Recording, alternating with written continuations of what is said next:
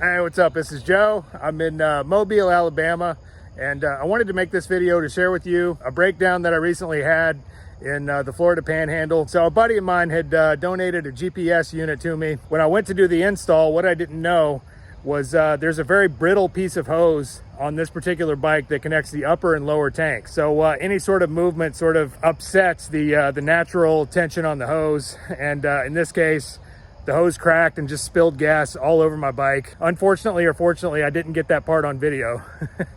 I don't know if I'd want to see it again. So yeah, I was about 4 miles deep in the woods, away from civilization, and had to come up with a solution. The original equipment manufacturer part took a week to get in, but obviously I'm not gonna stay in the woods for a week without my wheels. So I went in search of a quick fix that I could put on the bike while I waited for the OEM part. This video will take you on all of a journey of how I did that, how I got around, what sort of realizations that I come to, and all kinds of deep stuff like that. So as always, if you enjoy this video, please hit like and subscribe.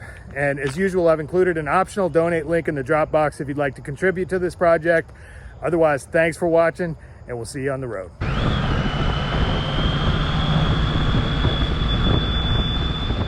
It's impossible to really plan when your breakdowns happen. Sometimes you expect them, a sense of coasting for a while, trouble-free, and suddenly it happens. In one form or another, I've been having trouble since Mexico. First with the blowout, then a never-ending succession of bad gas, then another nail, etc., etc., etc. Feeling like I was somewhat caught up on my share of mechanical woes, I headed to the town of Niceville to see a buddy from back home who was flying down to shop for a live-aboard sailboat. After doing some research of the area, I located a spot to hunker down on the Eglin Air Force Base. First, I'd need to acquire a permit from the Department of Natural Resources and watch a video on what to do in case of encountering unexploded ordnance. Level of potential unexploded ordnance contamination on the Eglin Reservation. However, unexploded ordnance may be found anywhere on the reservation. The ability to identify unexploded ordnance is the first step in ensuring your safety and the safety of your companions. Here are some of the more common ordnance items. Apparently that video was pretty damn necessary, since over the years there'd been a handful of Darwin Award recipients who'd seen these things and made the unfortunate decision to poke at them with a stick. Preferring my limbs exactly where they were at, I paid attention to the video and headed to the campsite.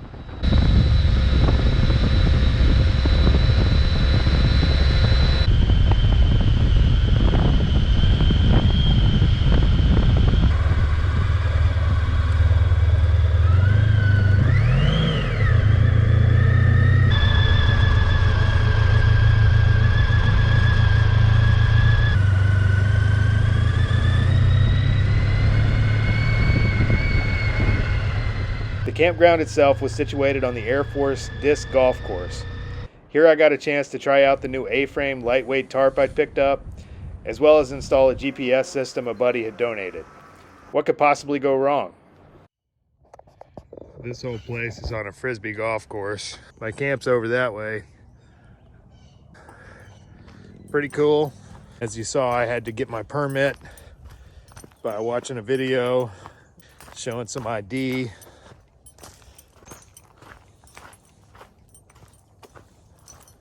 Not wanting to half-ass the GPS install, I lifted up the tank to find a logical pathway from where the GPS would be situated to the battery. It was all straightforward enough. To access the space below the tank, the Honda manual suggests to tilt the front of the tank upwards at an angle and secure in this position with the provided prop rod under the seat.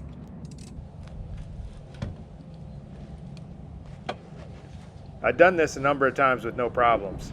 But what the manual fails to mention is that over time, the section of hose connecting the upper and lower tanks becomes brittle from the heat and begins to really not like being bent at such an unnatural angle.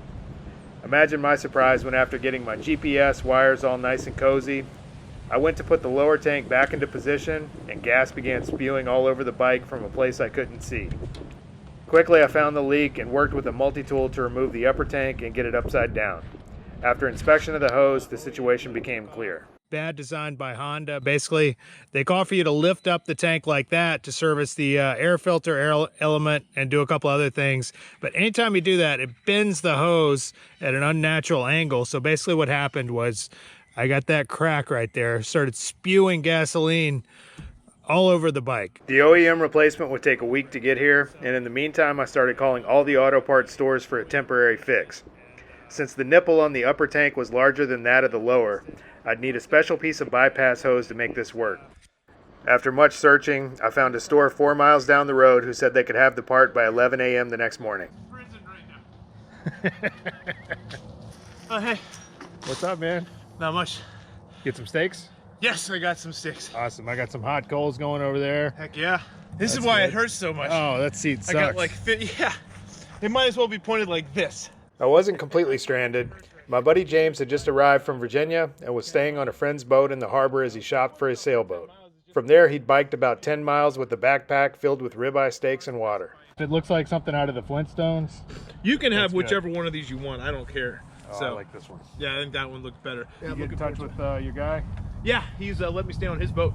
So I'll be able to look this entire time and see what it's like to live on the boat. So that's gonna be kind of cool. Yeah, wait till I show you the video of the marina. Like 4 nights a week, there's live bands and or karaoke. It's not good karaoke. It is drunk girl karaoke. Wow. This whole place was full last night. Where's the golf course?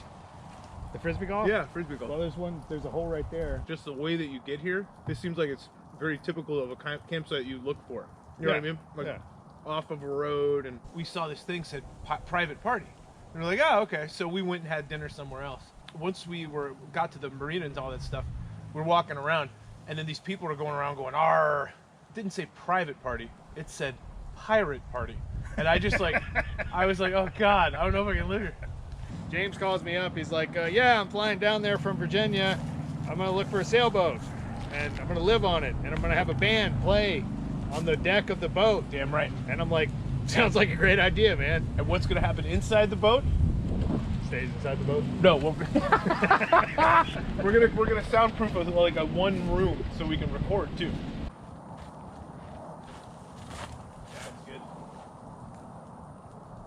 And you really don't have guns in the UK, so they'll have knives maybe or something like that. Brass knuckles. So we heard this guy who thought he found the snitch, and you could hear, Lloyd, God damn it, Lloyd, you pussy hole, Lloyd, get down here, right across the river from us. So you just keep hearing like all these like crazy like things coming over there. We were like, what's going on?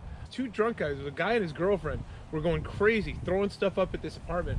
They were there for at least an hour, and you could see Lloyd like freaking out, running around his apartment. Lloyd ended up coming down, but they had left, and he went across the street and he cut down a tree branch.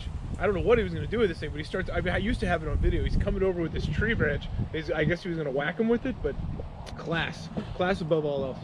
I'll show you what happened. It involved crack. There was lots of crack involved. You see that hose right there? Yeah. I lift up the tank and it just starts pouring gas all over the bike. If I was in a sailboat, this would suck. Yeah, well, that's true.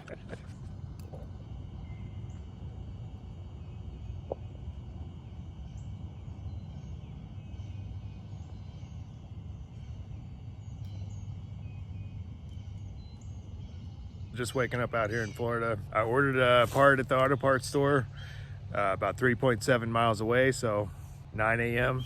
About to get started walking. A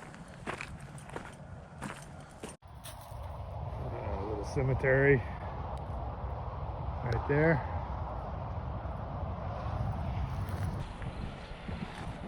When I got there, they told me my part still hadn't arrived, but that according to the tracking info, should be showing up anytime. Definitely today, they said. I decided to kill some time by getting breakfast and hiking over to the local library. Public library, good place to plug into the internet, work on the computer. Of course, I left my computer back at camp in my saddlebag, so I'm not going to be doing any work. So I hope that part gets here soon.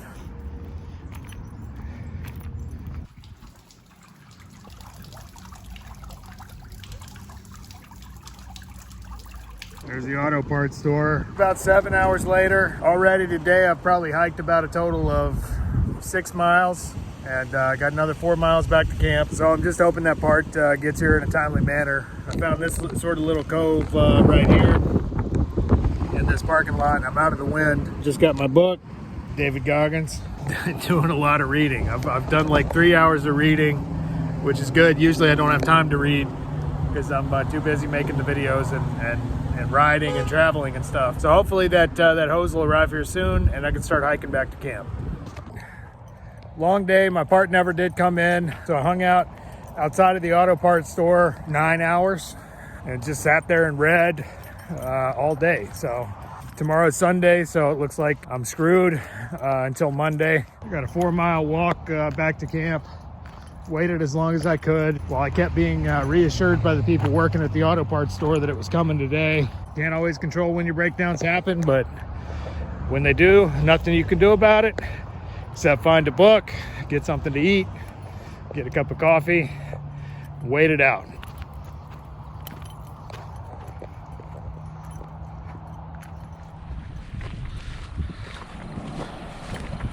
Just got done walking to the convenience store about 2.5 miles away, so I'm getting my vitamin D rays. Being without a motorcycle in the woods really sucks, but sometimes it's a chance to just sit down, relax, and reflect. Learn to be a little bit more relaxed in the face of adversity. It's one thing I always take out of it.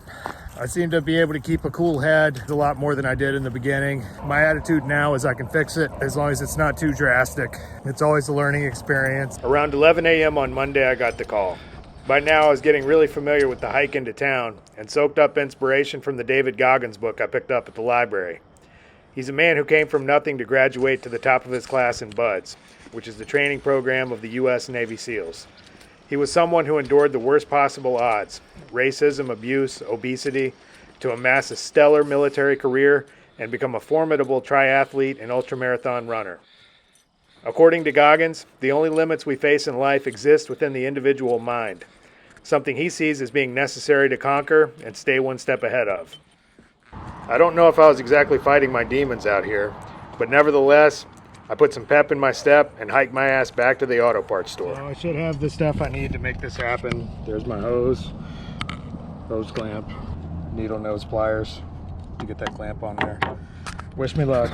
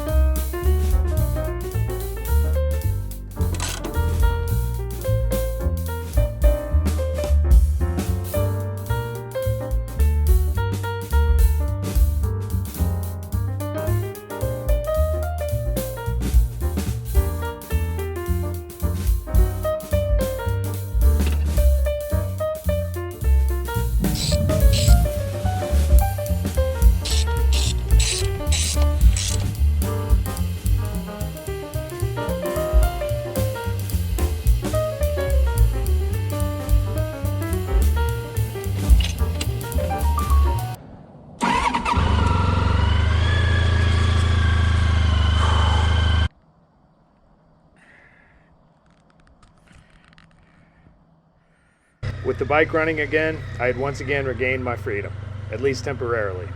There was not a lot of wealth of info on the internet about whether or not a radiator hose can stand up to gas, but I read enough to make a firm decision to replace it with that of the original equipment manufacturer as soon as possible. Breakdowns are always a pain in the ass, but they tend to hurt a bit more when they occur away from civilization and to your only mode of transport. Throughout this ordeal, I learned a lesson in self-reliance, patience, and the necessity to keep pushing no matter what the odds. It's exactly this type of struggle, I believe, that is the very essence of existence itself.